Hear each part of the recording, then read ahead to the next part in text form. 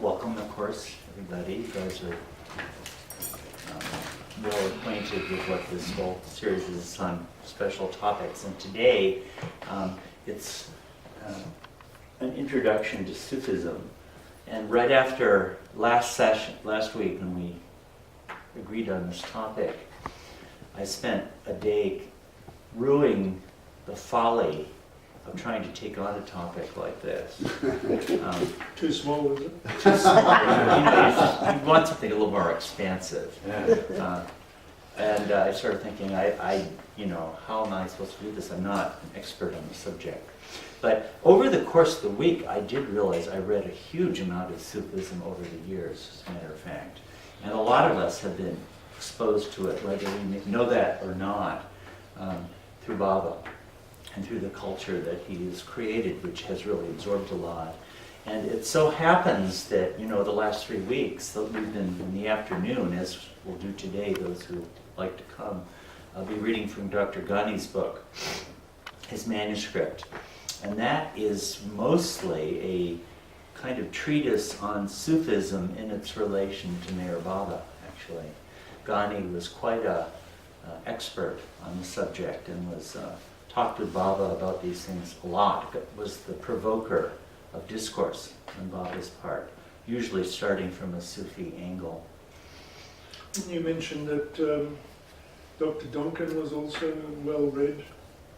Well, he wouldn't be well read to the degree that Ghani was, but he was kind of like of that generation. There were Britishers like that, like Lawrence of Arabia, who he somehow knew all these languages and had a very acute critical mind. Duncan did. So in Ghani's manuscript, his comments are embedded, as some of you have noticed. He'll have typed it up and then he'll say, type in Ghani, and then these kind of withering comments. He's really critical. He really takes him to task a lot. I mean, clearly asked to by Baba. So it's kind of a dialogue between the two of them, you might say, as we've seen. So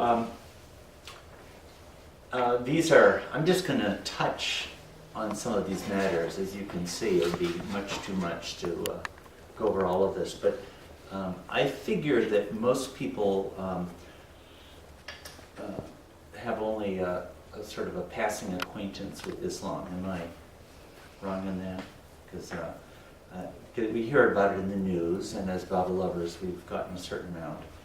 But I thought to begin actually with Muhammad himself and his life, because Sufism, of course, is very Muhammad-oriented. In fact, a big part of Sufism is a kind of a adoration of Muhammad, not dissimilar from with Meher Baba, and sometimes they would exalt him in terms that make him sound like God, or something close to God, although to say such a thing would be completely blasphemous in Islam. I've heard, in fact, that recently in Medina they've done certain things to de-emphasize the tomb of Muhammad.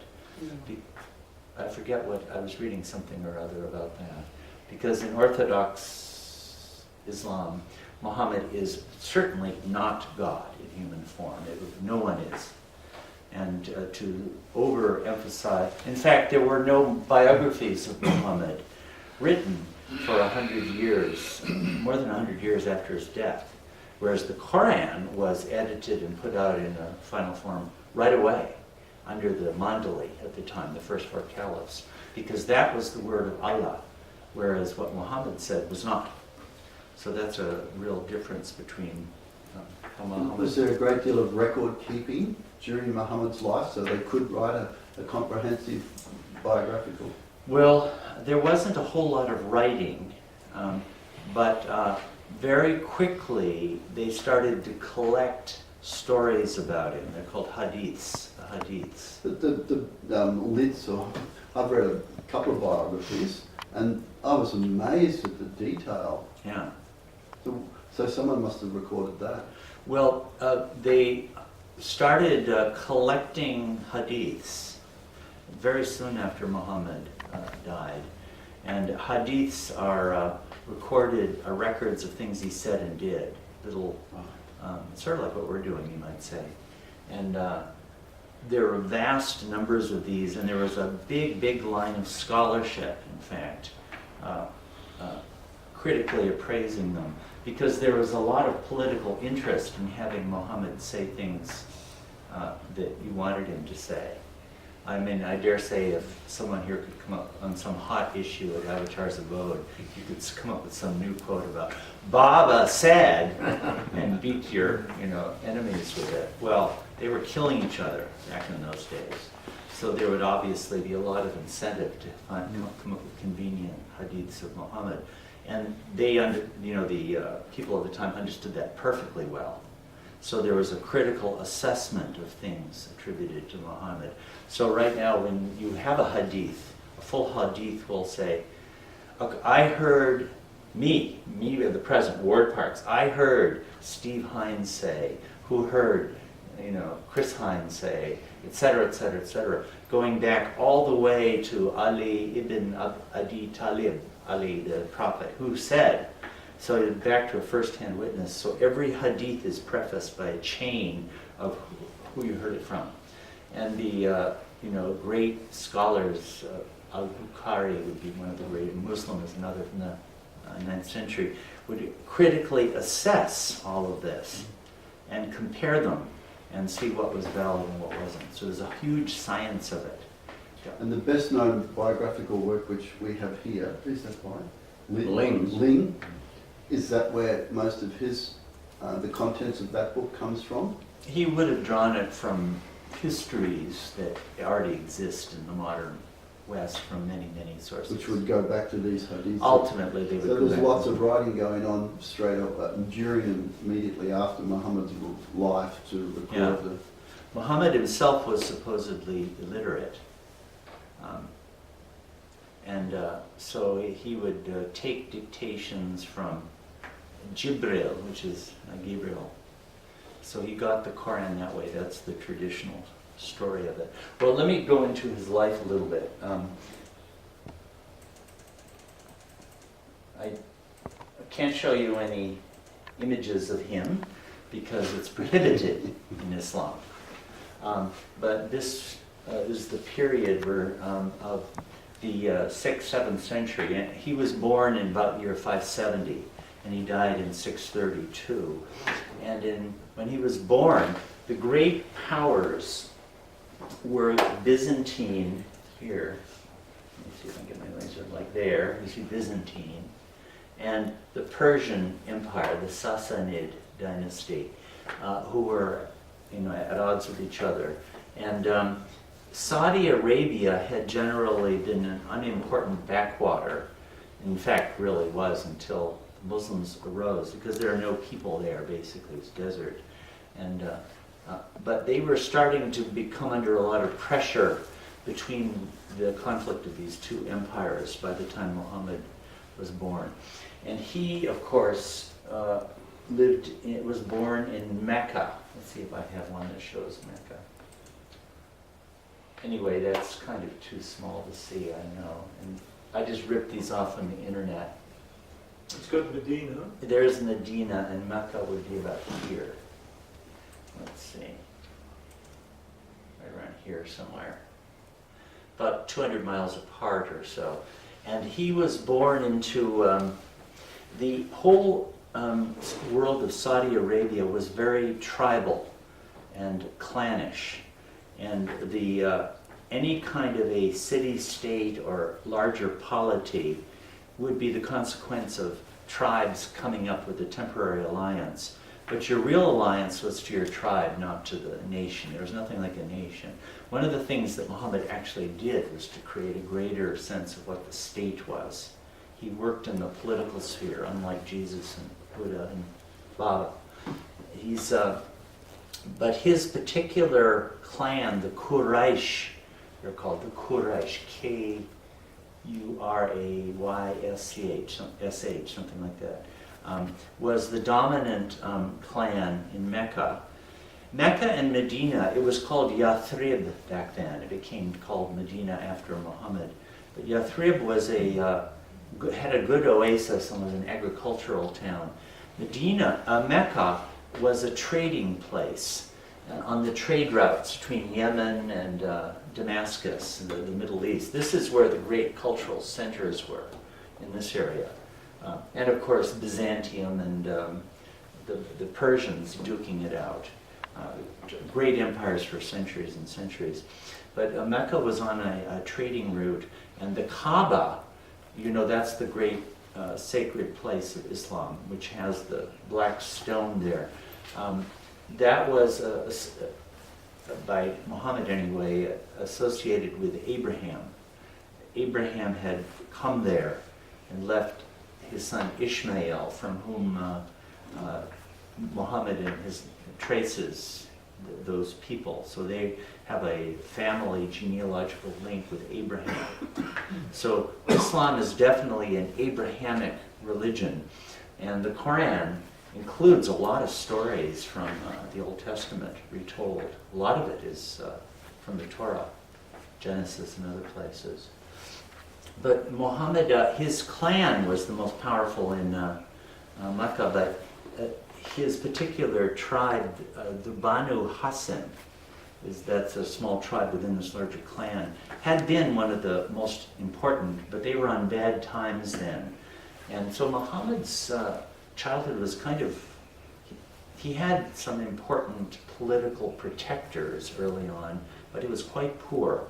And that was aggravated by the fact his father, Abdullah, died before he was born.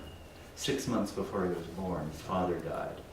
And then his mother died when he was about 5 or 6 years old, still a kid. So he was an orphan, actually, as of that age. And there's another sort of odd practice they had in those days that it's sort of hard to figure to me, but they would give kids to be taken care of at a young age for a couple of years to Bedouin tribesmen out in the desert. And isn't that a funny thing Like to do? boarding school. A boarding school, yeah. It was supposed to make them tough and Recommended. strong. So Muhammad, for about 2 years, was actually fostered by Bedouin deserts. The Bedouins, we sometimes would think that would refer to Muhammad's own people, but actually not. The Bedouins is a name for the tribal people who were nomads, living out in the deserts, going from place to place.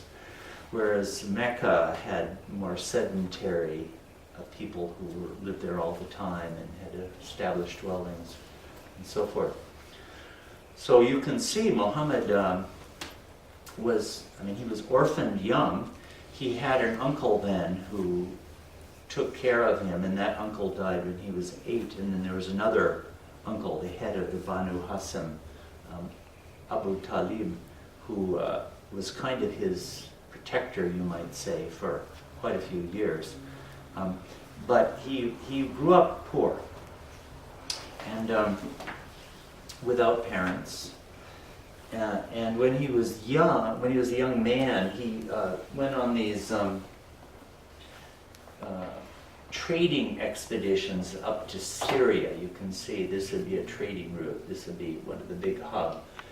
A trading route would go down this way, down to Yemen. So he had experience. You know, they'd have a caravan of camels and go and make exchanges. And he got a very good reputation. He was for honesty. There are various terms for him that they gave at that time. A highly honorable and reliable guy.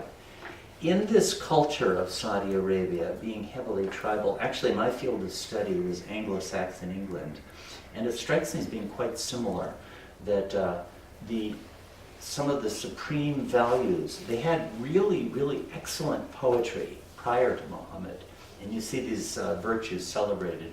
One of them would be loyalty to your tribe and loyalty to your chieftain. Violation of that is an unforgivable offense.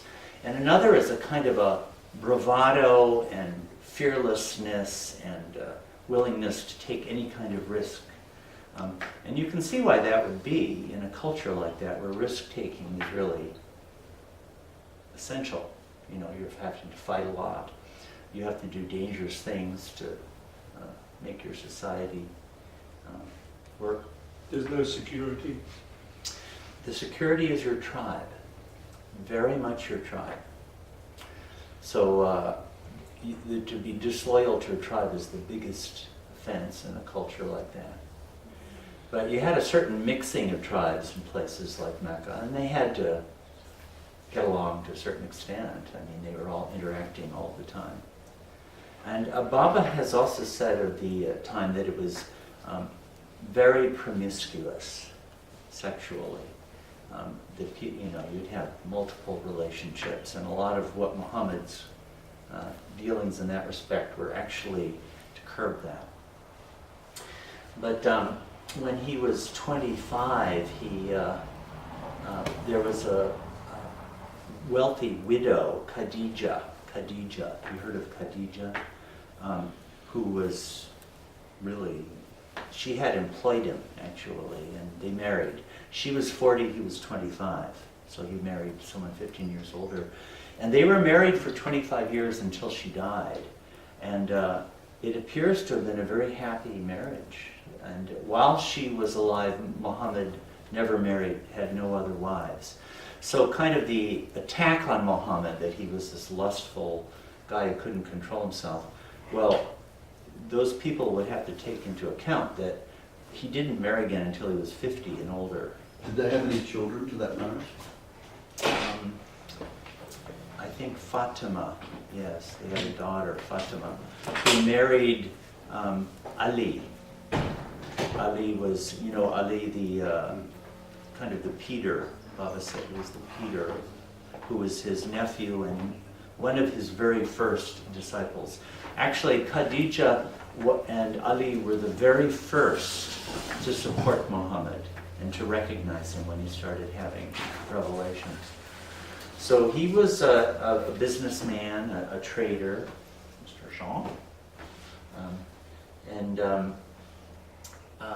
In the year 610, he started going off to a mountain, I've forgotten the name of it, outside Mecca, because he was very spiritually restless, and suddenly had a vision, a revelation on one night, where Gabriel started dictating him, Jibril started dictating to him. And Muhammad was very upset by it. This was in 610, so he would have been about 40 years old. And he was very much doubted himself and wasn't at all sure that this was real. And for 3 years, there was nothing more. But then it began to happen again, having more and more of these visions. Sometimes he said it would start with a sound like the ringing of a bell. And so the Quran comes from the source. So now the Quran is not a sort of like Shakespeare sits down and says, I have a good idea, I'm going to write Hamlet. He churns it out over a few months, puts it on as a play. Well, this wasn't that way. It's individual dictations that would come periodically. And a lot of them are responsive to what was going on at the time. So it seems to me that when you read the Quran, it's really good to know. It's not a single book as we would think of it. It's a whole series of revelations, all of them embedded in certain times and places. And another thing that's kind of difficult for people not from that culture that make the Quran hard to approach is that it's organized. The Quran is divided into surahs, they're called. I might as well show you this since I have it now.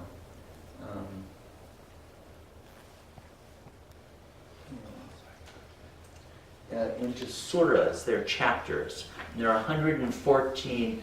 So the Quran literally means a reading or a recitation.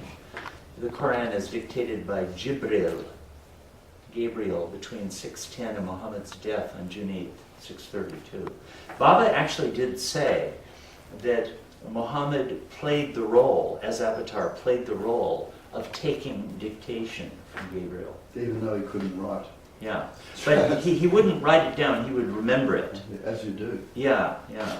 They had much, that I studied oral culture, that was one of my specializations, and they had much better memories in those days.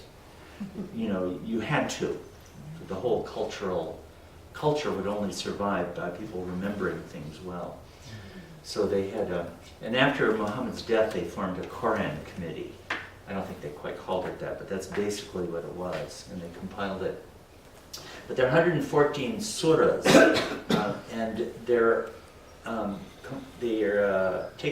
comprised of verses called ayat, which means a sign. And there are a total of 6,238 ayat in the Quran. So the Quran is not poetry, but it's highly poetical. It's very rhythmic and very beautiful. And there are a whole bunch of places in the Quran where Allah, who is the speaker of the Quran, will say, if you say that this Muhammad is just a poet and he invented it himself, well, write a single surah like it, or even write a single ayat like it. Go ahead, do it. So that challenge is right there. And I've never heard that in all these years anyone has ever done it, you know.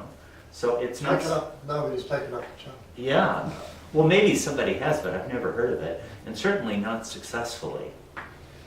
So the style and the voice of the Quran is greatly praised by Muslims, as you can imagine it would be. It's very foreign to us. It's very much from a tribal age, and not a lot of modern people would not respond sympathetically to it. I have no trouble with it. I studied Anglo-Saxon poetry, and man, it's, you know, it fits right in. The surahs divide chronologically into those given in Mecca. They started in 610 and up until the Hijrah, sometimes called the Hijrah. That's where Muhammad fled from Mecca to Medina in 622. And then from 622 to 632, the Meccan surahs are there. These are just divisions that they're not marked in the Quran itself, but things changed dramatically after he left. So they're from 610 to 632. And they're organized in terms of length when you read the Quran. The very first is a very short one, but after that, it's from the longest to the shortest. So these really, really long ones come first, and very, very short ones come at the end. And that reverses the chronological order to a large extent, because the surahs that Muhammad got at first tended to be short. And once he moved to Medina, they were very, very long. There's also a real change in the subject matter. Well, let me go into more of his life. So he started getting these, Gabriel started manifesting. And, I don't know, do you guys know all of this? Is this old news? Was Gabriel actually seen by someone with Muhammad, or is it always Muhammad saying this is what happened? I have never heard of anyone seeing Gabriel, but I'm not entirely sure. There is an episode where someone came, suddenly he was in Medina, and somebody suddenly showed up and started, he said, you don't just, I mean, it's not like somebody shows up at Avatar's Abode. Well, they could have driven up from Maroochydore. Well, when you suddenly show up in Medina, where did you come from exactly, you know? But he came right up and put his hands right on Muhammad's thighs like this, you know? It's like rather bold, you know? And started asking him all these questions. What is the faith? What is the basic questions? And Muhammad would answer them, and he would say, that is correct. It's like, who the hell? Muhammad by this time was, you know, the prophet of Medina, for heaven's sakes. And after asking a whole bunch of questions, he left, just vanished. And Muhammad said, after a while, did you know who that was? And they said, no, I'm sure they were quite curious who this presumptuous fellow was. And Muhammad said, that was Gabriel, who asked those questions to teach you your faith. Wow. So that's a major, that's not in the Quran, it's not anywhere else, but it's a major hadith. Mm. So if you believe Muhammad, they saw Gabriel then. Anyway. Muhammad started, after a couple of years, Allah told him to start preaching. And the Kaaba was a major place of pilgrimage. Had this association with Abraham, but all kinds of gods and goddesses had icons there. Rampant polytheism was much in evidence at the Kaaba. And there would be a sacred month where people could come and there wouldn't be any fighting because it was in the commercial interests of Mecca to make that so. And it was very much a place of business. You know, the trade of Mecca was heavily dependent on the Kaaba and its maintaining status. Well, Muhammad started inveighing against polytheism and idol worship, which went directly against the whole culture and the business of Mecca. It was a direct attack on it. So the community was really upset with him. And there are denunciations of him. There are many attempts. They tried to bribe him with marriage. They tried to bring him into their, just the inner circle of their business interests, money, all that stuff, and he wasn't having any of it. So a huge hostility arose against Muhammad right from the beginning. And his wife, Khadija, and Ali, and have you heard of Abu Bakr? He was the first caliph. There were a few followers he had. In 615, Omar, who had been a real enemy, was suddenly converted. And he was these are giants, we're talking like Erich and Padri and Mera. I don't know who Khadija was. She was one of his closest. He was his only wife for 25 years. And in 619, Khadija died, which was a big blow. And also Abu Talib, who was his uncle, the head of the Banu Hassan, that clan, he died also. And the new head of the clan was suddenly very hostile to Muhammad. Already a whole bunch of Muslims, because they were sometimes they would be killed even. A couple of low-class people, slaves, were Muslims getting killed, which is... if you killed a prominent leader, that could lead to a real war, but it was building, the conflict was building. So a whole bunch of them had gone to Ethiopia, as a matter of fact. The king of Ethiopia, a Christian, was very hospitable to Muslims, and a bunch of them went there for a period of time. But then the Meccan Quraysh instituted a boycott against Muhammad. And that, is a real threat. You could starve to death, actually. But somehow they survived it for a couple of years. But all this culminated in 622, the great event, which is the year 0 on the Muslim calendar, which is the Hijrah, where Muslims, actually the 2 or 3 years before that, some of the men of Yathrib, which is Medina, had been secretly meeting with Muhammad. They were very impressed by him, and they wanted him to move to Medina, to Yathrib, to help with their own conflict. There was a big conflict between the Arab tribes and the Jewish tribes there, and to help bring peace to their own community. And Muhammad agreed to that. So a lot of the Muslims started migrating up to Medina secretly, and the people in Mecca were royally pissed, and they would appropriate their property and beat up on their relations and everything. Finally, it got to the point where they had surrounded Muhammad's compound, and it looked like they were going to try to kill him. So the Hijrah happened when Ali actually slept in Muhammad's bed, and they thought he was there. And Muhammad and himself with Abu Bakr slipped out of town, and made their way across the desert. There was hot pursuit.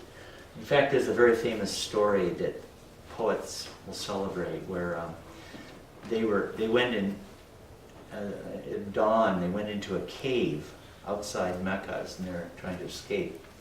And the pursuers were following. And after they went into the cave, a spider spun its web across the mouth of the cave, which spiders do at dusk, not at dawn. So the pursuers came and said, "Oh, he must have gone in there." And the other said, "Couldn't be, there's a spider's web." So they passed on by. So this spider is celebrated as a great lover of the Lord, and you can imagine that the poets will have lots of fun with a story like that. And he made his way to Medina. And so 622 to 632 is a completely different phase, where he really established a state. In fact, he formed a constitution quite early on, and I won't try to say very much, and it's not like I know all that much anyway. But there was a lot of there was a tension with the Jewish clans. At first, the whole arrangement was a negotiated peace between all the clans who were there. It's a clan-based society, so you work with other tribes and other clans. It's not an individualistic society like ours. But the people from Mecca were not at all satisfied with the state of affairs. And Muhammad aggravated things by having raiding parties. That was kind of what you did. You would raid other caravans and other towns and take their stuff. And so in 624 they sent an army up to attack Muhammad. And there was the Battle of Badr in 624. And Muhammad won. It was a big shock to the people from Medina. And the next year they sent up another army, and there was the battle of a mountain outside Medina called Uhud. And there Muhammad's people kind of lost, although they weren't captured or crushed. And in 628 there was the culminating episode where a large army came up from Mecca, led by I know these are a lot of names, but Abu Sufyan is his name, who was really the chief opponent of Muhammad. And it so happens that his son, Muawiyah, became caliph later on, after the death of Ali, and created the Umayyad dynasty, it's called. So this is an important guy. And they besieged Mecca Medina for a couple weeks. And Muhammad had among his following a man from Persia who knew trench warfare. So they dug a trench all around the city. So it's the Battle of the Trench, very famous thing. And there was one critical night where the besiegers got into cahoots with one of the Jewish clans, and almost the Jewish clan tried to betray Muhammad. And Muhammad's intelligence forces found out about it, and they were able to ward it off and stave off. And right after that, there was a big change in the weather, with freezing cold weather coming in, and the besiegers gave up and went home. And right after that, I'm mentioning this because it has a lot to do with this kind of trend with the relations between Islam and Judaism. Muhammad set out and marched on this the town of this clan. It was part of Medina, but kind of its own quarter, and they besieged it. And finally, the Jewish clan gave in. And Muhammad gave the choice to a prominent figure what to do with these people. And the man went into seclusion for 3 days and came out and said all the men should be beheaded. So Muhammad did. I think maybe 300 or 500 were beheaded. So that if you hear a lot about Muhammad and anti-Jewish stuff, well, this is the kind of episode And as an Anglo-Saxonist, you know, I would really want to say that in a culture of this time, they had nothing else to expect. You know, this is how it worked. If they had gotten their way, Muhammad and all his people would have been wiped out. So nowadays we would, you know, condemn this, but at the time it was quite within the bounds of what was common practice and common morality. This was a culture of vengeance, or code of vengeance governed, and I could say a lot about that. In a tribal society, you have to have a code of vengeance, or your people are toast. No one will respect them. And okay, then in the next year, there was Muhammad, the next year, did something shocking. He said he wanted to go on pilgrimage to Mecca. Ha! Right? That's going to go over well. So, but they were supposed to be open to anybody in the month of pilgrimage, and he said, well, I'm anybody too. I'm going. And there was it was a major crisis for the people of Mecca, and they negotiated a truce finally with Muhammad, where he wouldn't finish the pilgrimage that year, but certain terms were agreed on. And Who was the pilgrimage to? the Kaaba, it was already a For great place of Abraham, pilgrimage. okay. Yeah, but he was interpreting the Kaaba in his own way. They knew that very well and didn't like the idea one bit, you know. But it was quite a move on his part. But when Muhammad actually accepted this truce and went back home, his own people were kind of upset because they thought, "Come on, fight him. Where's the vengeance? Where's the vengeance?" Yeah. But Muhammad actually accepted a truce, and on the way back, he had a revelation from Gabriel and said, God has told us we have won a great victory. There's a whole story about this. And this really was the turning of the tide. Lots of people began to flood to Muhammad then. The next year, they broke the truce, and Muhammad marched on Mecca, 630, and the city fell without a battle. And all his former enemies were converted. Abu Sufyan became one of his leaders, lead supporters. And he went into the Kaaba and he smashed all the idols and converted it into the Muslim place of pilgrimage that it is now. So he finally did win bloodlessly in the end. It could have been a bloodbath, but it wasn't. And there were big battles with people from all around Saudi Arabia over the next year or two. And his people won them all. And by the time he died in 632, all of Saudi Arabia had become Muslim.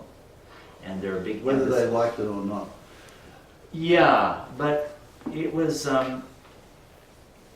it was by conquest, but it was willing for the most part. Most of them had really been won over, I would say. The ones who were least that way were the Jewish clans, and there was a lot of... the hostility between Islam and Judaism really comes from that time. It's an irony because the Quran is full of stories from the Torah, all over the place. And a lot of the Jewish prophets are fully recognized within Islam. Abraham and Noah. And Jesus. And Jesus. As a prophet. As a prophet, yeah. And there'll be statements in the Quran absolutely ridiculing the idea that Jesus could be the Son of God, as though God could have a son. Because one of the, I'll come into some of the big themes of Islam in a minute. But at the very end, anyway, there were some very important speeches that Muhammad gave, really emphasizing brotherhood and sisterhood, and how people should get along. There should be no divisions along these lines. He also, anyone who professed Islam, he would accept. Even though, if you were a Muslim from Ali's generation, it would make your blood boil. These hypocrites, they're only joining in because he's winning. It was obvious. I wouldn't say anybody, obvious to anybody and everybody. In fact, there was a battle where Abu Sufyan, this skunk, had become a Muslim at the last second. And then they went and fought a battle, I forgot where it was, and won. And there was a huge amount of booty. And these newcomers got just as much as those people who had put their neck on the line for the last 25 years. And there's Erich would tell the story, actually. When they went back to Medina, there were some people who were sort of complaining about this. And Muhammad got it out of them and said, he said something like, I don't know if he quite put it this way, but they came for camels and they got the camels. But you have been with me all along. What do you want? Do you want all these camels? Camels mean booty, right? Or do you want me? Because I'm with you forever. And they all said, we want you, Muhammad. And that's how it played out in early Islam. The people who want the camels got the camels, and the people who wanted Muhammad got Muhammad, which gets us into the history of Sufism. But one thing that I was going to ask you is these Shia division. Yeah, What was the? okay, Where did that begin? let me come into that now. Okay. But so when Muhammad died in 632, he died as a victor, you might say. All of Saudi Arabia was quickly becoming Muslim. Also, I think in 628 or 629, Muhammad sent out emissaries to, who's the Heraclius in Constantinople, the emperor. We're talking like, I don't know, did you ever see the movie The Mouse That Roared? Where this little teeny kingdom in Europe with about 100 people sends a battleship over and conquers the United States, right? Well, it's like that. I mean, people from Medina taking on Constantinople, are you kidding me? Not to mention Persia, the Sasanian Empire. Well, he sent out emissaries to those places asking them to convert to Islam. And actually, the Constantinople emperor was very drawn, almost did. But they didn't at the time. But after in the last years, he was sending out armies to conquer. So jihad does appear to have been started by Muhammad, and the Mandali, right after him, clearly thought that he wanted that. I don't see any serious reason to doubt it. So right after he died, actually, there was a general who had become Muslim about 624 or so. Khalid was his name, who seems to have been quite a genius, military genius. And he won a great battle against the forces from Byzantium over 3 days. And it's actually one of the most important battles in the history of the world, I would say. It was a stunning upset. And within 10 years, 5 or 10 years, the Muslims, the armies had conquered Iraq. They overthrew Iran, right? One of the greatest empires in the history of the world. They almost took Constantinople. They didn't quite, but they came very close to it. And Egypt, can you believe that? I mean, these are huge, great empires of vast prestige and antiquity. And boom, within 10 years. So that's sort of like, hey, where are we guys at, you know? And 40 years, you can't even conquer Maroochydore. So all of these people, they were all worshipping idols, apart from the Jews were worshipping. The people in Saudi Arabia and Mecca were. And that was Muhammad's greatest theme, monotheism. In fact, the doctrine, it's called, I don't know if you can read, Tawhid. God is one. And he would not abide idols or any kind of idol worship. You know, there's one kind of funny story where when he was in Medina, there was some, I forget what provoked this, but there was some heathen temple somewhere. And he sent some of his people up to sort of demolish it. I don't think there was a military battle involved. I can't quite remember. And when they did, maybe they had an incantation or they had a whole procedure. with this goddess, her statue was there. And at some point there was a shriek, and the form of this goddess went shooting out. So was there really a goddess or wasn't there? They saw it go. Actually, I understand that when he destroyed all the images in the Kaaba, the one he didn't destroy was a representation of Mary. So get that. So he really did honor Jesus. He honored his old prophets. But this huge conquest was starting, and it really it was a tidal wave. A tsunami went out, and it didn't get stopped until 100 years after that, in 732. The Muslims were defeated in France by the grandfather of Charlemagne.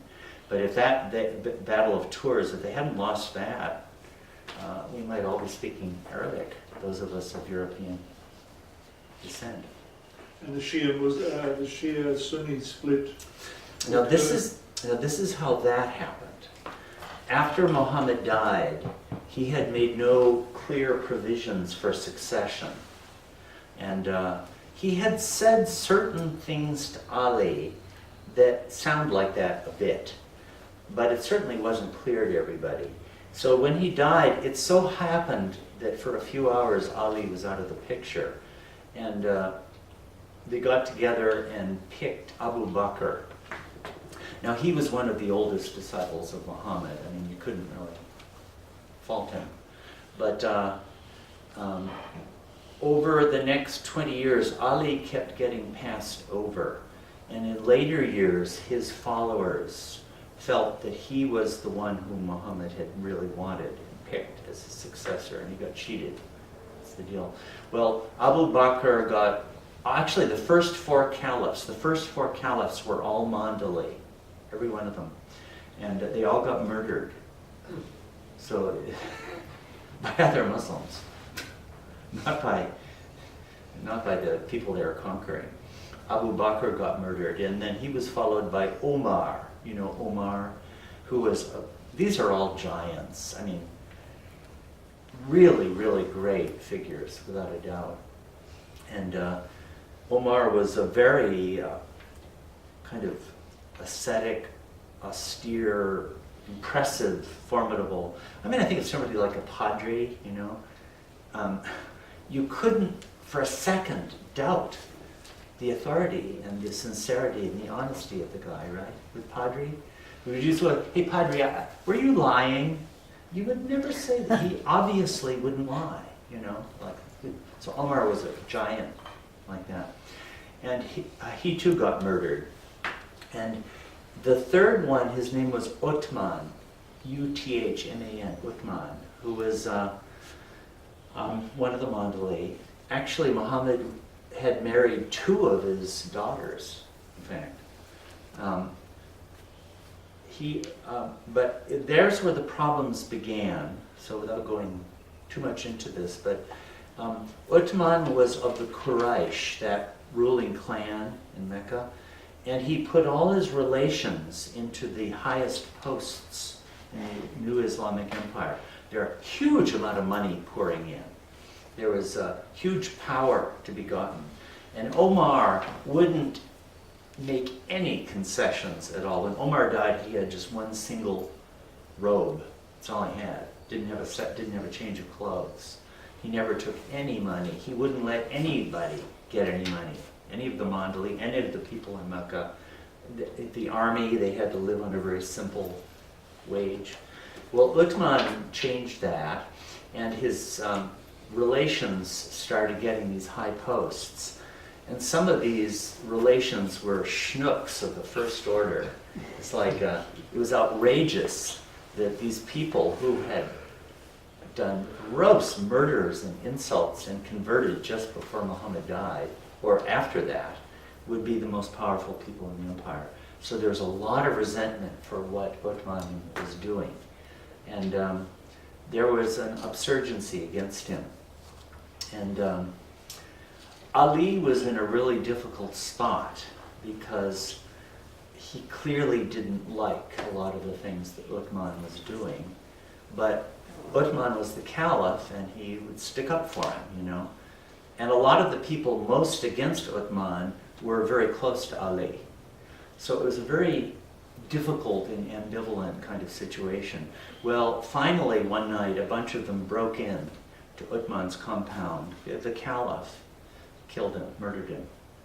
In fact, the first Quran had just been compiled under Uthman and Omar. They had a Quran committee, as I mentioned, and they went through all the versions and got a definitive Quran.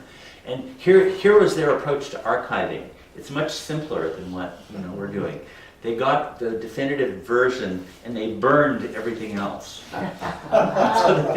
So you can always take that approach. It's much easier. You just need a good match. Yeah, right. David's not smiling. So Uthman had been killed, actually, and Ali was not culpable. But a lot of the people who were, I think there might have been sons of Omar or people like this who were, the immediate friends and stuff. So he didn't do any punishment on those who had killed Uthman and made the peace, and they picked him as caliph. Now, Ali had been Muhammad's first male follower after Khadija. He was, since he was a kid, he was one of the greatest warriors of the of Muslims. Uthman definitely was not. He was kind of a coward on the battlefield, actually. And I actually asked Erich, who was Muhammad's Peter? You seem like a good person to ask, since Erich was Baba's Peter. Baba said that many times. And Erich said Ali. And I said it wasn't Abu Bakr, and he said no, Ali. So I don't know how Erich would know, but since he was taking that role at the time, it seems like a lot of weight to it. So Ali is still, he's kind of the Sufis, the first Sufi, they'll say that. Revered. Some of these Qawwali songs, you'll hear them sing Ali, Ali, Ali, Ali, Ali. Have you ever heard that? It's Ali. It's him they're talking about. And but he became finally selected as the caliph. There was a hostility between him and Aisha, who was Muhammad's favorite wife. After she was Abu Bakr's daughter, and I don't know, I hear people say that she was the Mera. I've always wondered, maybe isn't Khadija, might she not be? But people, anyway, I hear that she was the Mera of the time. And there's a whole big story between this hostility between Aisha and Ali.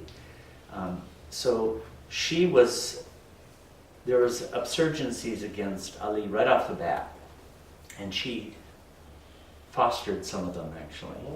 Do you know what she had against him? Yeah, there was an episode where Muhammad was out in the desert with a caravan, and she was with him in a howdah, sort of on a camel. There'll be a sort of a little pavilion to keep her out of sight, and she had to go to the bathroom. So she climbed over a dune, and by the time she got back, then she realized a necklace Muhammad had given her, she had dropped. So she went back to get it. By the time she got back, the caravan was gone. So she realized that her absence would be noticed and he would send someone back for her. While she was waiting, a scout or some Muslim who on a camel came by and saw her and put her on the camel and took her back to Medina. Well, when they arrived back in Medina like that, it was a scandal. Because Muhammad was 55 and she was 15. And, and so there was all this talk about how she had been unfaithful, etc., etc., etc. And there was a major episode where it seemed that Muhammad might divorce her. You can imagine if she's like Mera, how she would have felt about that. And Muhammad was talking with Ali about it. And Muhammad said, well, Ali, what do you think I should do? And Ali said, well, Allah has said that you can set her aside and divorce her, or you should do that. She overheard.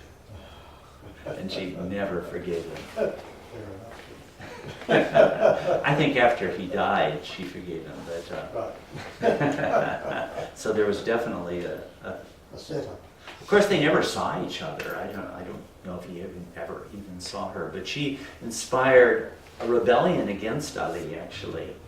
There was a battle, armed battle, and lots of Muslim champions stood forth and got killed one after another.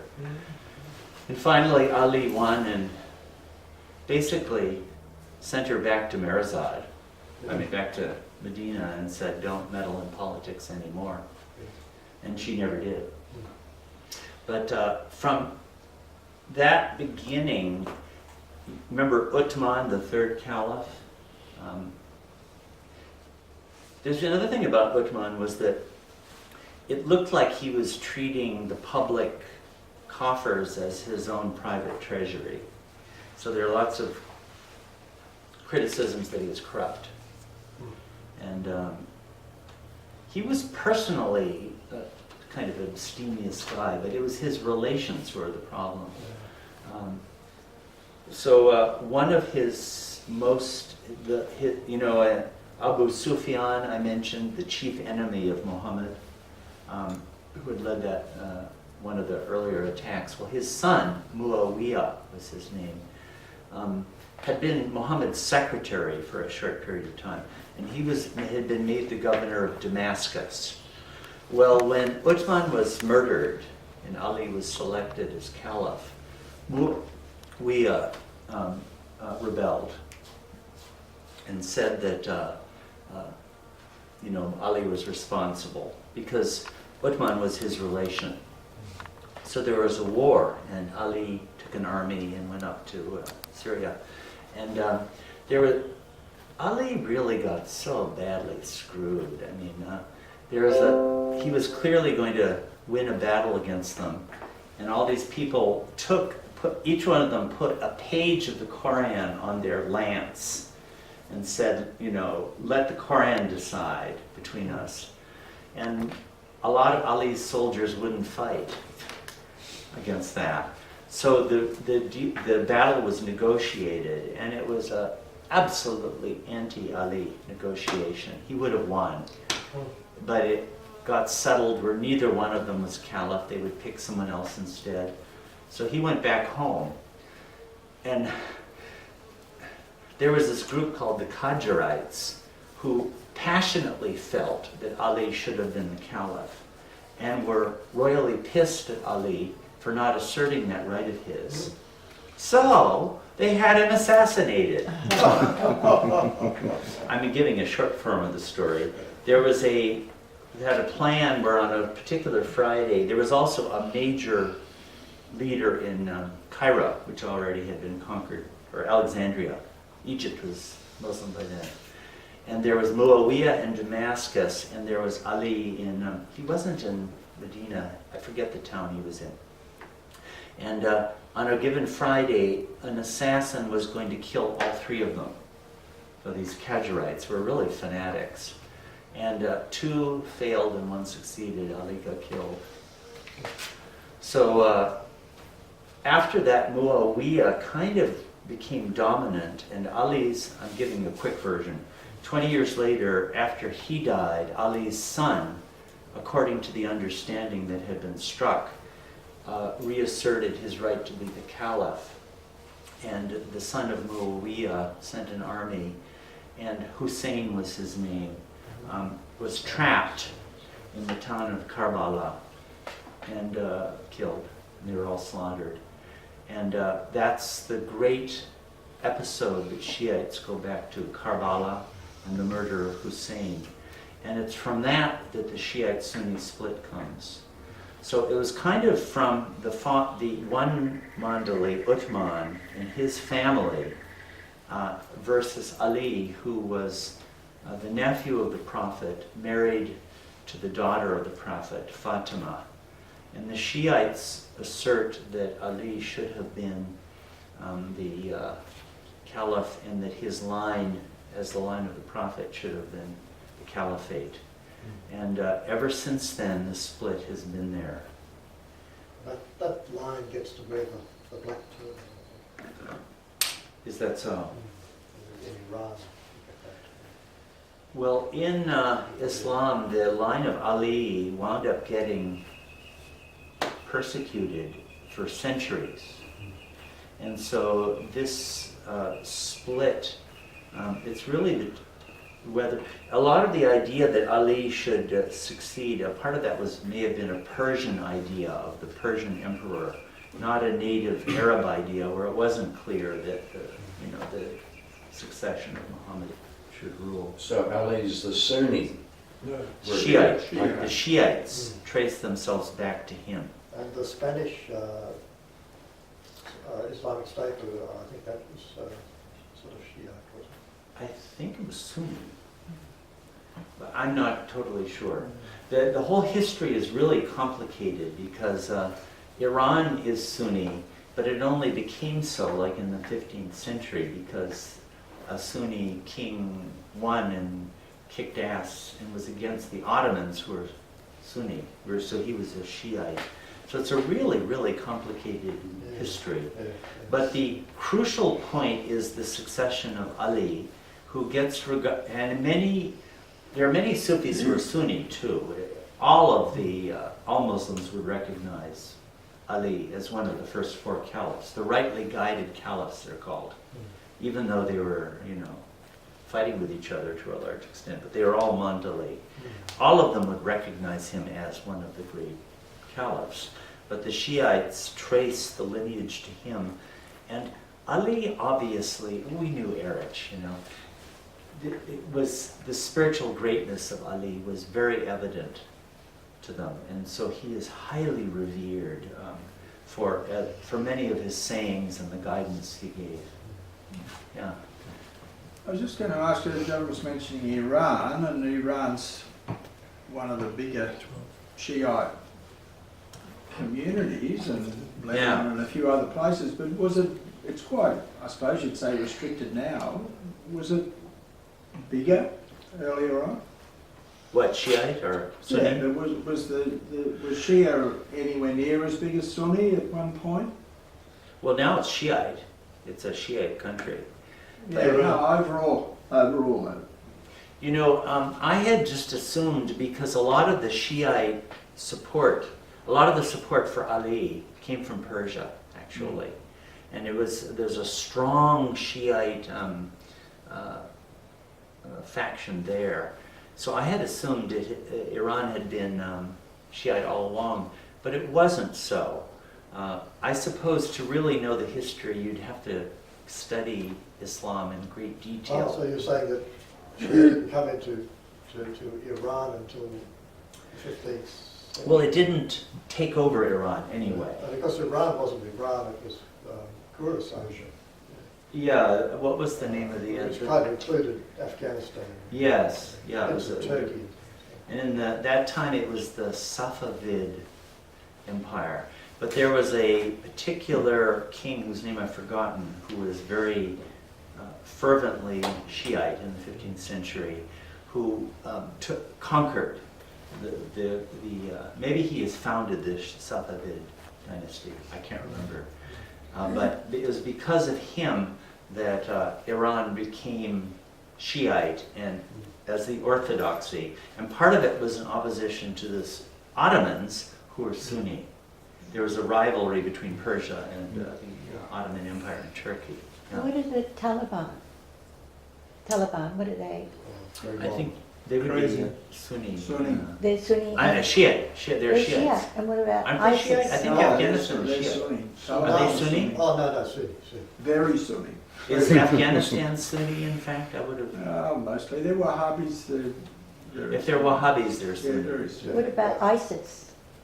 That's Sunni. Sunni. Sunni, Very Sunni. okay. 90% of Muslims are Sunni. It's by far the greater branch, yeah. So what I don't get is how this becomes Sufism. Like, what's the shift in that? Yeah, I know, that's, What? we haven't gotten there, so that's where we should go from here. Yeah. The first four caliphs, Omar and then Uthman. Abu Bakr, Omar, Uthman, Ali. Yeah. So Uthman, you said, was a real schnook who only became a Muslim at the last minute. And No, that's Abu Sufyan. Uthman had been actually a Mandali from early on. His relatives were Yeah, duds. I somehow don't like Uthman, but it may not be fair. But I'm not the only one. Let's put it this way. He doesn't seem to have... it does seem like there was a lot of corruption that went on under him. A lot of favoritism for his relatives. He must have thought that was okay.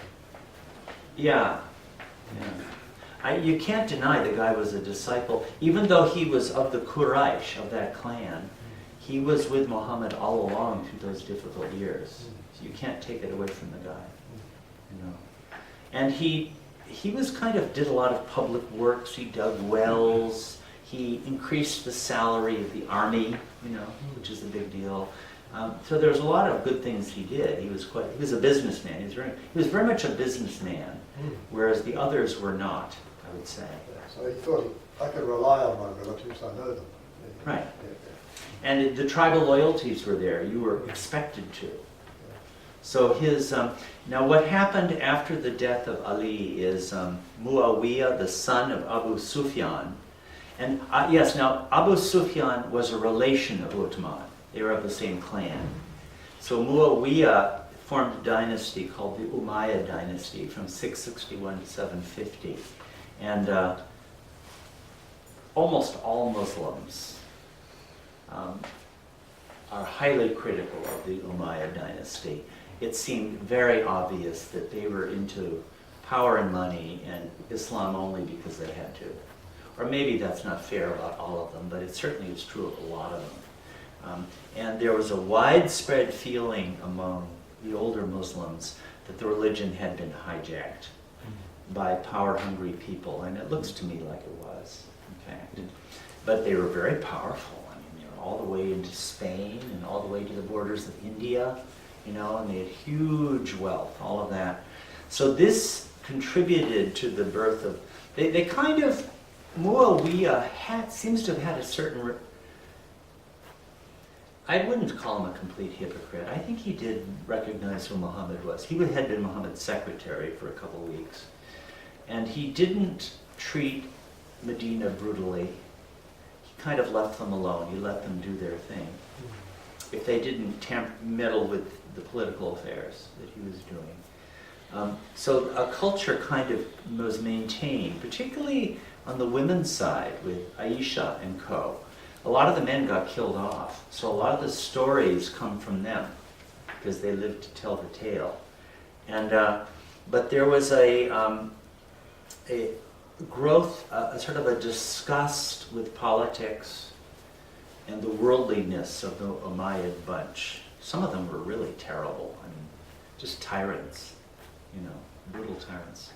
Some of them weren't, but the whole thing was kind of a downer, I would say.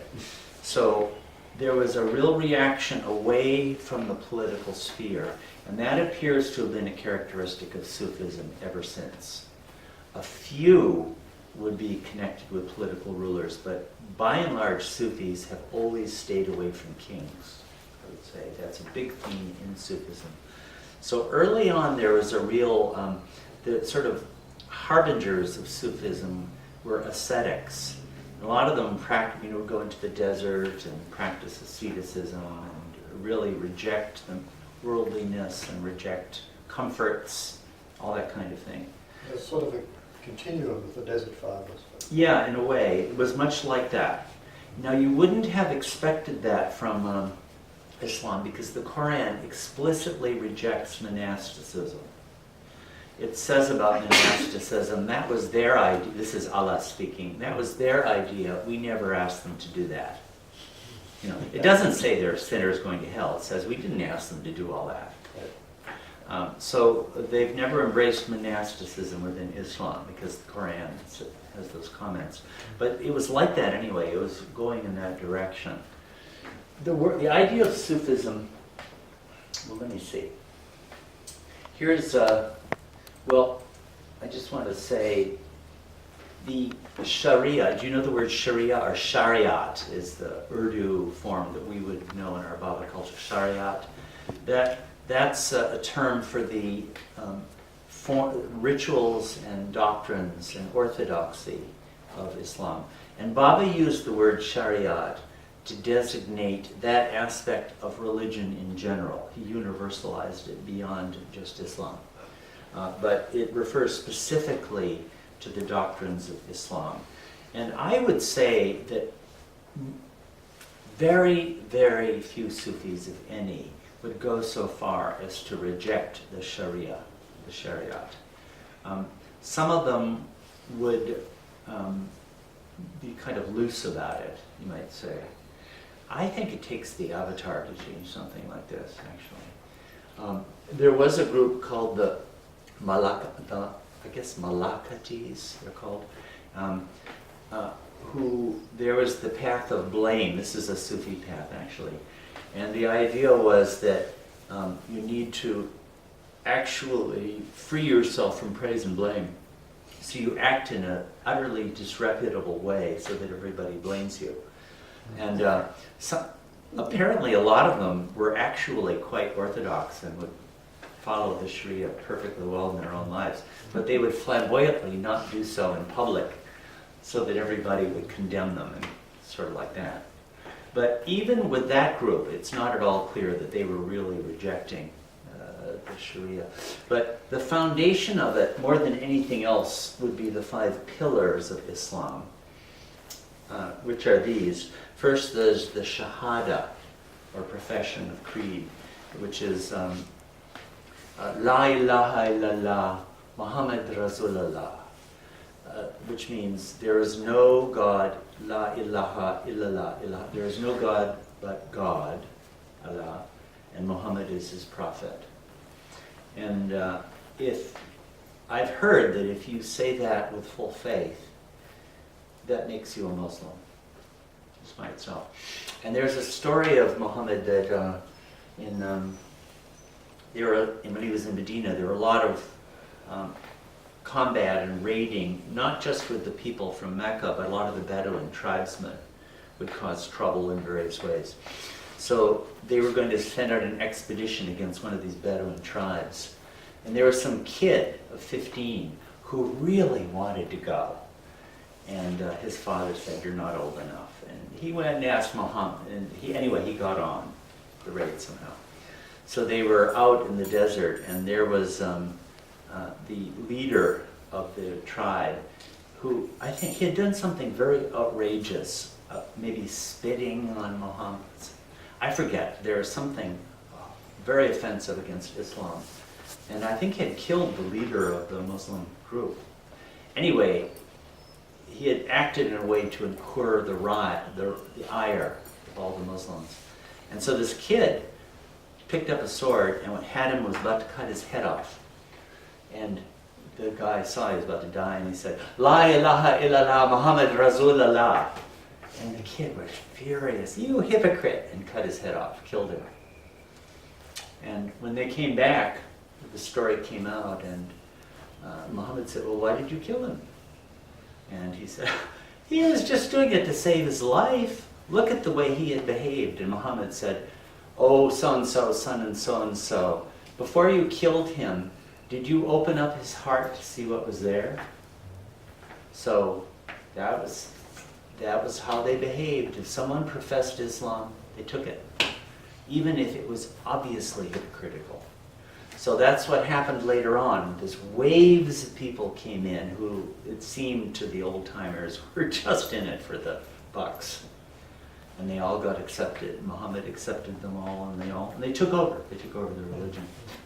So that's about the importance of the Shahada. If you say it with good faith, it's between you and Allah. At least a Sufi would take it so. There's the Salat, which is the prayers, 5 times a day. The ritual prayers. Zakah or Zakat, which is almsgiving. You're supposed to give a certain percentage of your income for the poor. Fasting in the Ramadan, over a month from dawn to dusk. You fast. I guess if you're a Muslim, you hope you're not living in the Arctic. Where the sun never sets, part of the year. And the last would be the Hajj, or the pilgrimage to Mecca, which every Muslim is supposed to complete at least once in his or her lifetime if they can. You know, if you can't, that's understood. So it does, I've not seen that Muhammad himself created this, and identified these as 5 pillars of Islam or anything like that. It certainly does seem, however, that those who did thought that Muhammad wanted all of this. So it appears to me that if Muhammad did not create the Sharia, well, he certainly created the foundation for it.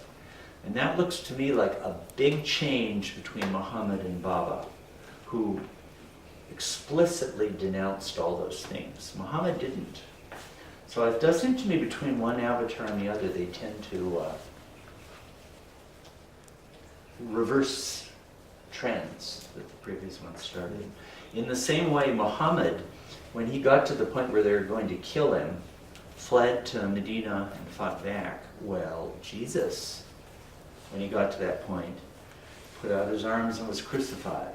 So there's another reversal between one avatar advent and another. And some of the big doctrines, I'll just say the most important doctrine of Islam, I think everyone would agree, is Tawhid, which is God is one. There is one God. And Muhammad was bringing that as a critique against the polytheism of his time, with the multiple gods and idol worship all over the place. And just to speak kind of subjectively, it was like a really crappy polytheism, you know? It was like commercialized, it was cheap. That's how it looks to me anyway. So Muhammad was absolutely rigorous and severe about that. And to this day, Islam has taken, will not have representational art. You have no representational art in Islam. You've probably observed that. There are no likenesses of Muhammad. The mosques don't have any forms that are representational of anything. And this comes right from Muhammad himself, where he completely rejected it. In fact, in Christianity, as Islam was kicking their ass, in the Byzantium world, there was an iconoclastic movement where they started smashing all their statues. Same with Moses in the desert. No, actually Judaism is very similar to Islam in this respect. In fact, Yahweh is not the name of God, but of the nameless one. So it's, you might say, a verbal version of the same thing. You can actually name God because of the same opposition to likenesses. So this is a very big theme. So one of the big questions when we come to Sufism and come to Baba, God, I haven't left much time for Sufism, have I? Maybe you want to go on next week, anyone interested or more? Sure. Yeah. What does, I was saying last week, it seems to me from our Baba culture, looking back, there is a big division in world spiritual religion between the Advaita came out of India, and monotheism.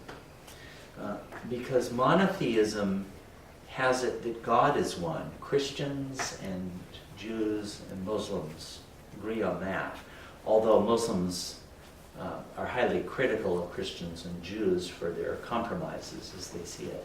But I think in all those religions, everyone would say that God is one.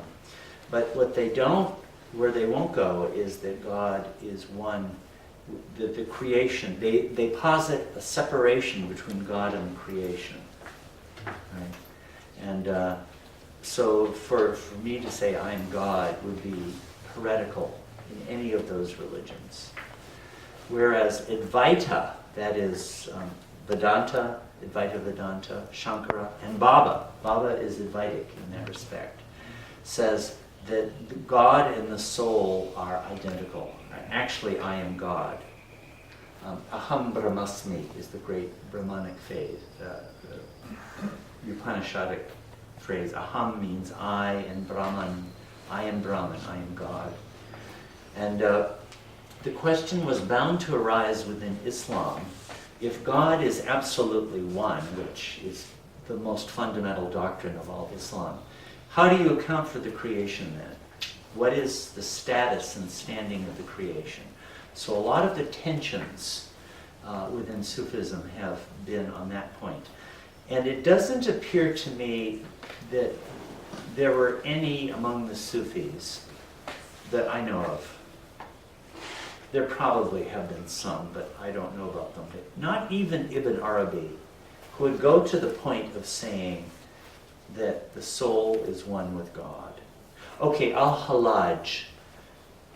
Al-Hallaj, you know the Mansur al-Hallaj, he's the great martyr of the early 10th century, one of the greatest figures of Islam. Baba referred to him many times, but he made this statement, Anal Haq, which means I am the truth, or I am God. He spent time in India, I think. Yes, he was from the East and had spent time there. He could even say it with his head cut off. Do you know he did say it with his head cut off? Do you know that? Yeah. Yeah. He was put to death for it. So it was inadvisable. In fact, it was not just his head cut off. He Skinned. flayed. They cut off his hands and feet. Yeah, in Baghdad, he was on trial, and his blood, as it flowed out of his body, wrote Anal Haq on the dirt. And then they burned his body and they threw it, is it the Tigris River? Yes. The ashes. And his ashes Yeah, wrote spelled I am it out, God, yeah. Anal Haq. Yeah. So you couldn't shut him up. Didn't Junaid preside over that?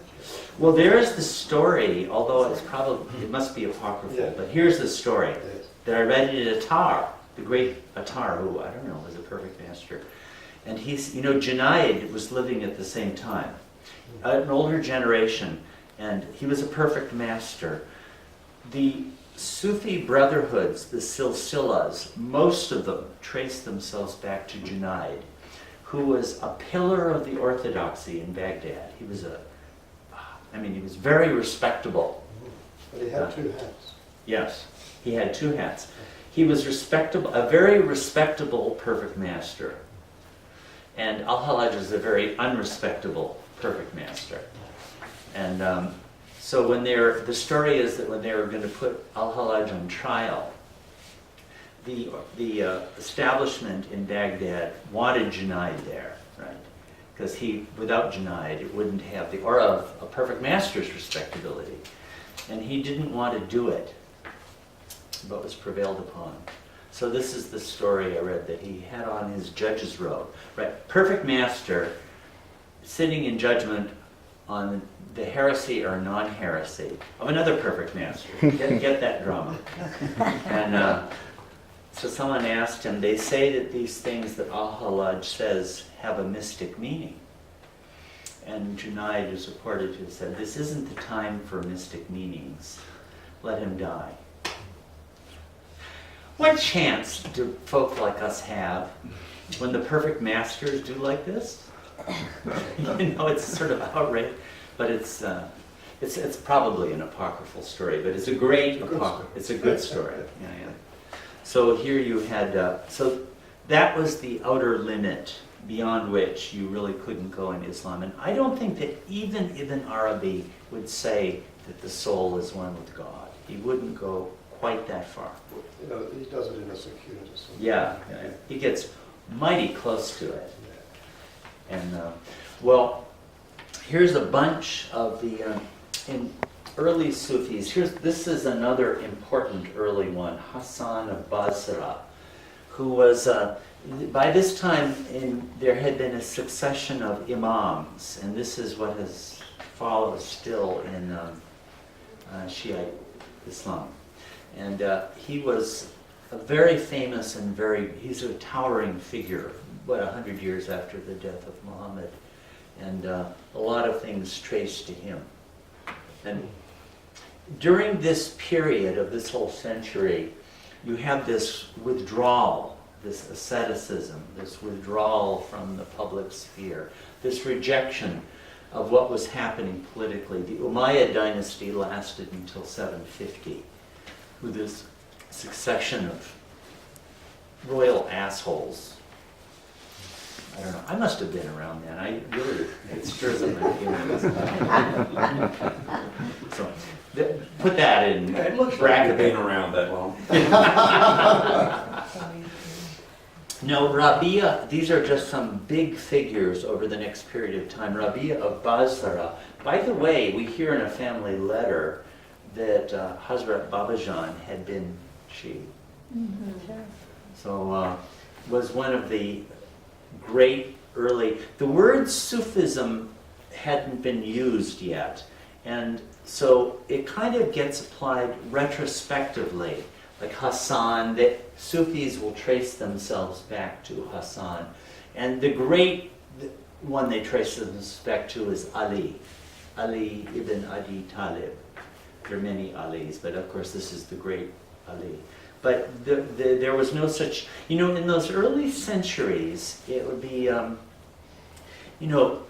Sufism is widely characterized as mystic Islam or esoteric Islam, right? And, but the distinction between the exoteric and the esoteric was not part of the perception of the Islamic world for a couple hundred years. And it strikes me that in our Baba world, the same is true. Would you say that there's one, even among the various divisions that there are, you might say that so-and-so is an asshole, like I just said about the Umayyad dynasty, or so-and-so has this vice or that What vice. plane are they on? Right, that's the thing. Do we say that? Do we say that we're the mystics and the people in Myrtle Beach are not? Or, whatever the division is. I don't think we think of ourselves that way. You might sort of have the feeling that some people, someone like an Erich appears to have been, more advanced than me. But we don't usually think of things that way. Do you? Isn't that true? It's sort of like there's a community and the exoteric division hadn't formally made its appearance. I don't think it has in our world. I don't doubt there are probably some great souls in the Baba world, but it's not like they're part of one school and the new souls are part of another school, or there's one meeting for advanced souls and there's another meeting for spiritual beginners. I should read minds. But Baba wasn't preaching, that style of. Right. No, so you couldn't really call yourself a Baba lover if you're going to buy into that. Well, I think that's part of what the Avatar does. Part of, in my opinion, the Avatar's descent all the way into human form is he goes so low that somehow those distinctions are annihilated for a while. But in the course of time, as you have these Umayyad jerks spreading around and taking the name of Muhammad and making money on it and not living the life at all. You'd have to say this about a bunch of them. It's just undeniable. And Muslims don't deny it. Everyone knows this. Well, it would lead to the feeling, well, Islam is something other than this. And what is it? So gradually, the exoteric-esoteric division does appear. And you start to have the emergence of an esoteric Islam, which acquired the name of Sufism. So the equivalent would be people that actually follow and familiarise themselves with Baba's teachings, and those that just, call themselves that without any real knowledge or adherence. Yeah, and I don't see right now that there are any Baba lovers that I would say that of, because there's no reason to become a Baba lover unless you're really drawn to Baba. You don't get anything for it. There aren't any benefits you acquire. Whereas in Islam there were benefits.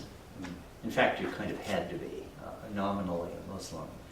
But over about 200 years then, there was an awareness of, and the name Sufi came to be applied to it, to especially retrospectively to people who were really interested in inner life, and not just a nominal observance of the 5 pillars and a phenomenal allegiance to certain doctrines and stuff like that, going beyond that.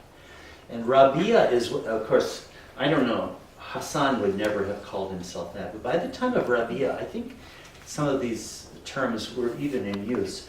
And by the way, let me see, I have my etymology of Sufi, the word Sufi, yeah.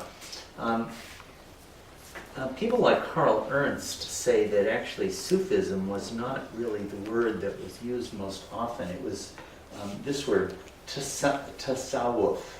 Tasawwuf is the term for Sufism, which actually is related. It's etymologically related. Arabic words have as their root 3 consonants, and they get turned around and other syllables added. So tasawwuf and Sufi are actually different, are based on the same root. And Sufi generally is felt to be based on the word suf, which means wool in Arabic, which refers to the sort of, in this early ascetic era of the first phase of Islam, they would just be wearing simple wool cloaks.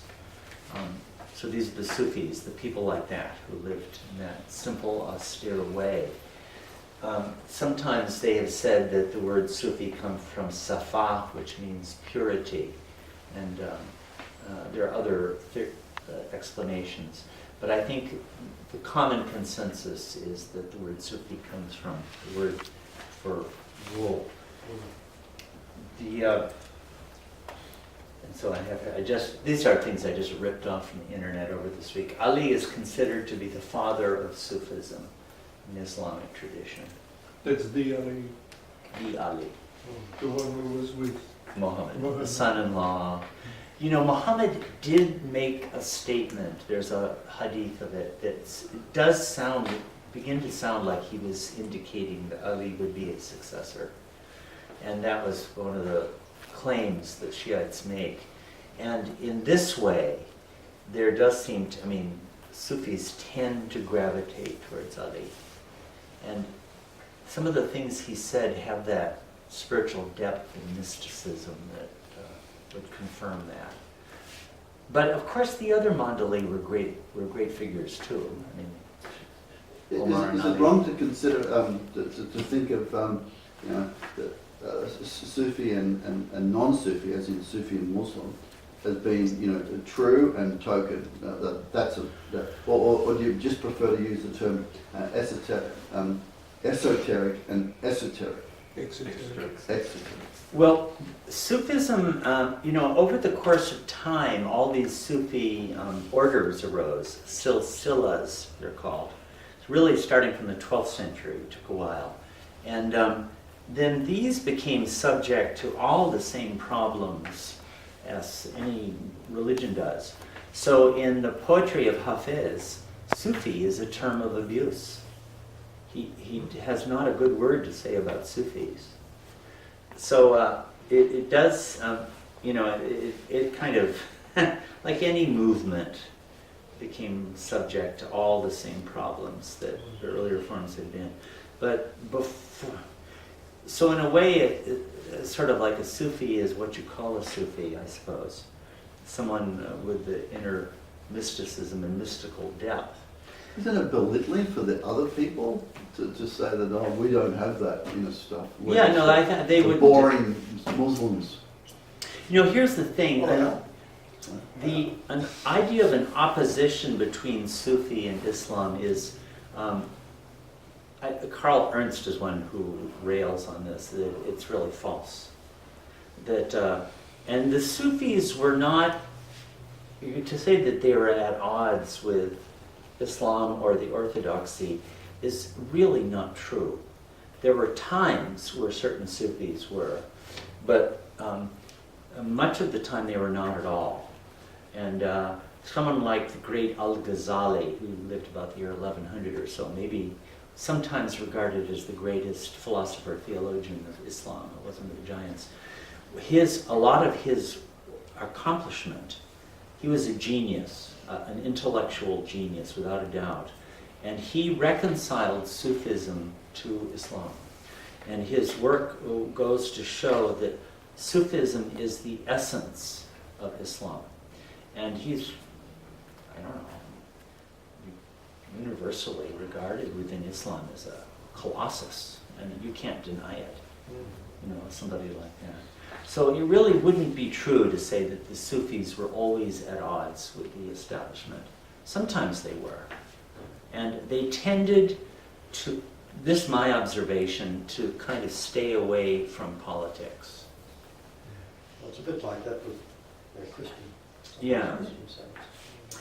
And of course the early Christians got beat up on by the political authorities. And a lot of the descendants of Ali did too, despite the triumph of Islam.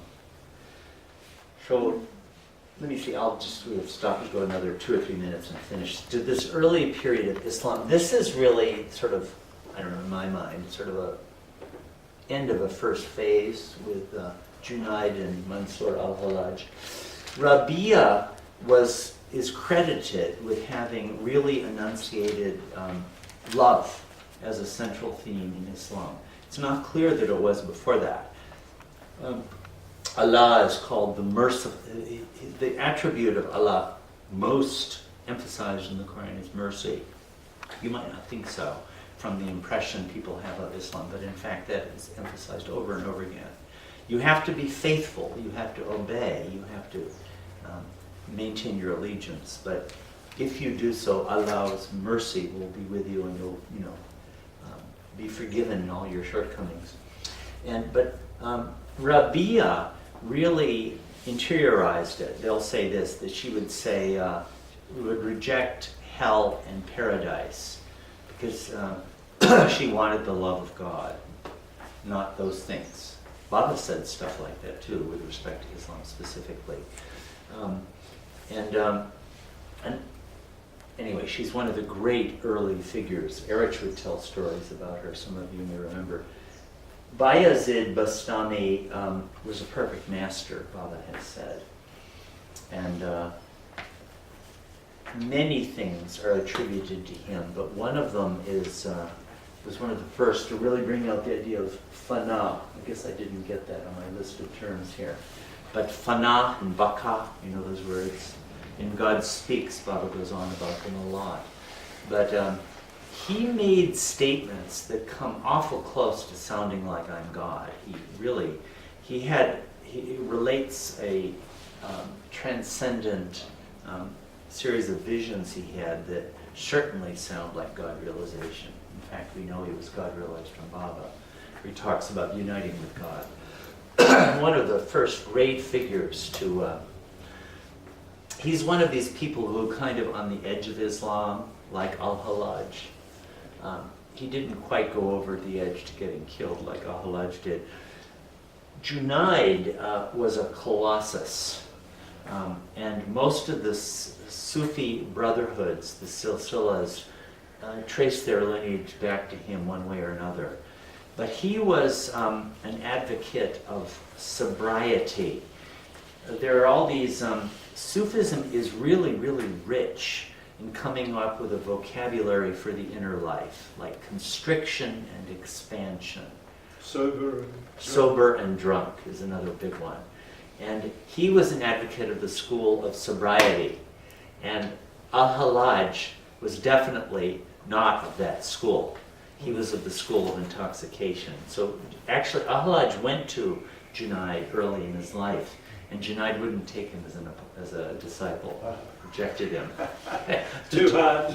This case. And Salik and what's the other? And Mast or Majub. Mastani. Yeah, Mastani, Mast and Salik would be another. I think this could enrich our Baba culture, a lot of the vocabulary that they have, which is based on the experience of the inner life. The Sufis were really interested in the inner life and how to live the life of love for God, or the search for God, and their vocabulary. They didn't get into metaphysics and philosophy until a little bit later, although when they did, they had some power hitters in that department. But then this, between Junaid and Mansur al-Hallaj, this is really kind of a critical period, because here you have the great master of sobriety and the great intoxicated heretic who got put to death. In fact, on Hafiz, there are 2 ghazals that are attributed to him. Somehow Baba indicated he wrote them the day he was God realized. And one of them has a couplet referring to Mansur al-Hallaj, where he says, he's talking about this tonight, an experience today, or what it's a wonderful ghazal. But he says, maybe tonight is the word. He said, my very blood spilling out on the earth would write, I am God, if I were crucified today like Mansur al-Hallaj. Here's one of his lines is like that. Hafiz, this is. So, but there's a story of Junaid, and one of his great disciples is Shibli, who's a major figure. These are all, must have been a perfect, these are giants. These are real giants. But you may have read in one of Baba's discourses, there's this story of someone who goes to his master and wants God. And the master says, I am the great so-and-so, and I have come for God. And the master sends him out begging for a couple of years, and he's royally abused and shat upon and treated abominably, and comes back and says, I am the wretched, lowly and wretched so-and-so, and I've come for God. And the master kicks him out again to go begging for another couple of years. And finally he comes back, and the master says, who are you? He says, I don't know. And he gets God realization. Well, this is based on an episode between Shibli and Junaid. Something like that happened. Okay, and so maybe that's enough for today. Next week, if anyone interested, we could go on to... These are some of the foundations of it. Which book is that little story about, I don't know who I am and you've got to realize? I can't remember. I just remember it's in the recently. discourse. Maybe you told us about it last week. Maybe it was in Ghani's reading last Friday. I don't remember if it is in Ghani's, but I think it might be in Deshmukh Sparks of the Truth. It could be there. Yeah, that's Shibli. But, people like Shibli, there are so many stories about them. These were like, I don't know how to describe what colossuses these figures were. So really in this period you've got something that would be identified as Sufism. Yeah. So Shipley is in Attai's memorial, isn't I think so, Yeah. yeah. I he? can't Does he recall. crop up elsewhere too? There are lots of stories about him. He was really, really Can we go across the kitchen? very influential figure. He was kind of more ecstatic in his style. I don't know why Junaid accepted him and not Big al-Hallaj. Lord, we've got something to do. Okay, right.